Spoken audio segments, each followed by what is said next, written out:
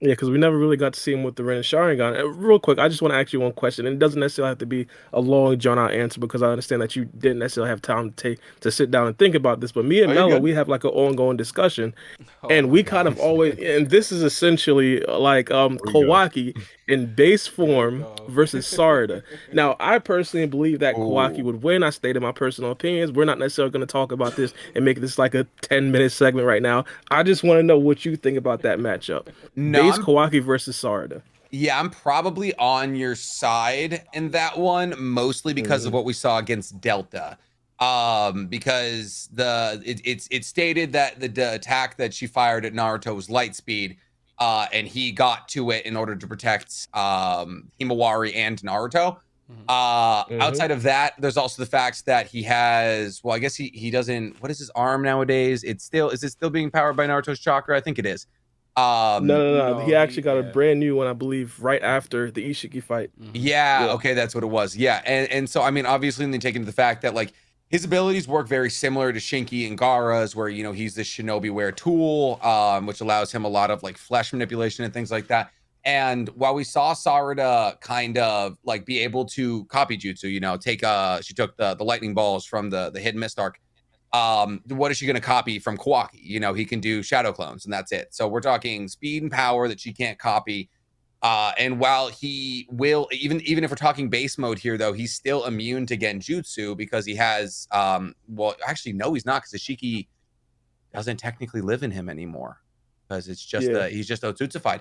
That's actually that's a small wrinkle, but I'm still probably gonna go with Ishiki there, or not Ishiki, You mean cool Kawaki. Kawaki, Kawaki, Mhm. yeah, yeah.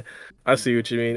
Again, me and Mello have this ongoing debate, not necessarily going to relive it right now. Well, Okay. I think even up to let's yesterday, let we were actually Mello give talking his, about his it. take though. Let Mello have a chance Yeah, to I give would some actually rebuttal would on that. really love to hear Mello's take on this. Yeah, I'm not rebutting it, by the way. I'm not rebutting it. gotcha.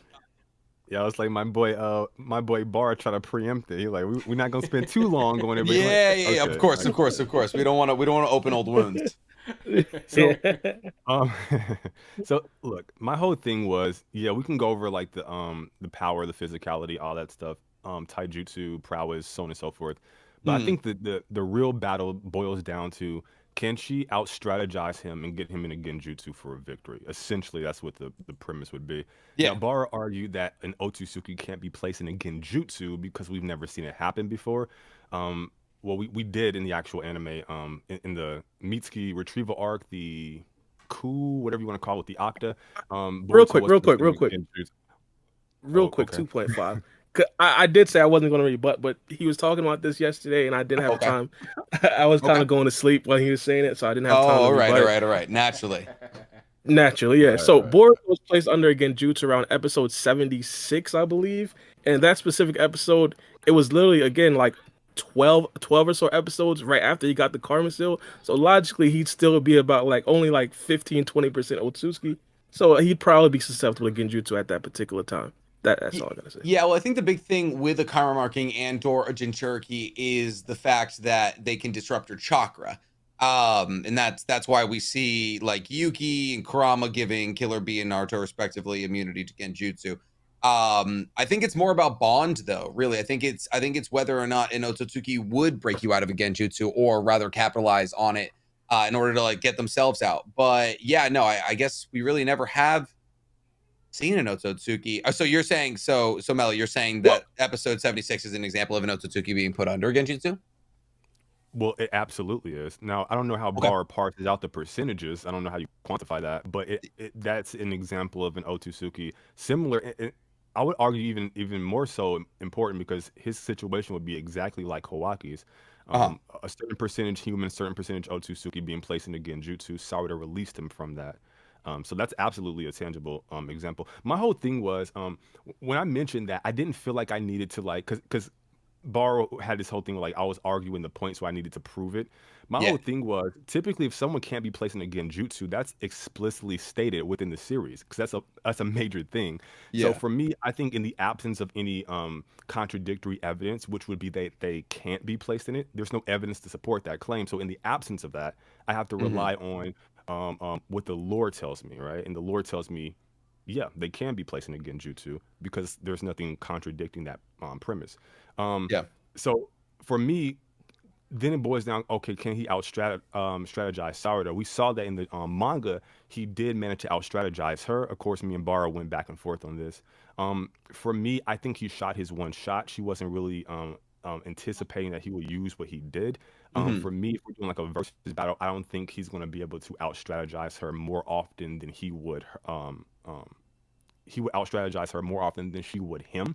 Yeah. And for me, it boils down to that. Can she out strategize him? Well, yeah, she's a shinobi. He's not. We saw in the last couple of episodes, he's falling for tactics that Shikadai has to save him from. Very simple things like don't hit the blood web thing, like super simple stuff like that. He's falling for it. And of course, can she get him in a genjutsu? We saw that Sasuke versus Danzo. He was able to place Danzo in a genjutsu so subtle he didn't even notice. And in this episode, the guy Mazaku in 230, I believe this was, he said, I think it's a genjutsu. And then Kawaki's like, what? A genjutsu? Like, he didn't even know what it was, let alone how to get out of it. But yeah, the whole thing was Baara was arguing that they can't be placing a genjutsu on one hand, and then on the other hand, he was saying that there's something inherent about an Otsutsuki's genetics that will allow them to notice they're in a genjutsu, thus tapping out of it, being able to get out of it. I'm like, these are contradictory points. We can't argue them both. Yeah, no, I agree with the whole, like, it's kind of like, innocent till proven otherwise. It's like, until we see or hear for a fact that like somebody has high resistance or borderline immunity to genjutsu, it's probably safe to assume that they can't. I think you're absolutely right that Sarada would have the battle IQ over Kawaki. That's easy. That's very, very easy. She's shown incredible ability. I mean, against Choji, against Chocho, that was a great fight. Against even the seven swordsmen, and against, how was the dude who turned his skin into diamonds? Deeper. Yeah, Depot, like she's shown incredible abilities. I mean, Chidori she had against Boro was incredible. So yeah, no, I think definitely in terms of her getting to a situation where she could get Kawaki under a genjutsu would be massive, and there's no way that he knows how to release himself from that. So if she got that, that's win state. I think it's just a matter of can she like survive the speed to get in that situation. But here's the thing, it's not like we've seen the most impressive things from Kawaki recently. He got pinned by Shinky real bad. So I guess the real question is, could Sarada beat Shinky? Let's be honest. Let's be honest. That's an interesting question. But to talk about your speed feat with him, like with Delta and her beams, for me that's an inconsistency, because even in episode 230, we're seeing this dude he's not even able to like react to shuriken being thrown his way. Like, he's getting cut by shuriken. Like, I disagree with that. I disagree with that. I think well, you don't have to disagree, Bart. Like, it's actually in the episode. I mean, we saw it. It could be light speed shurikens. You don't know. We don't know the throwing strength of these guys. Well, hey, if it's light speed shuriken, then now we have a different conversation. That's raps. I highly doubt that dude's that nice. But that's my only contention. Like, in one hand, you can say, okay, he's speed blitzing Sarada's light speed beam, and then on the other hand, he's like getting caught off guard with like a shuriken. Like, what are we talking about?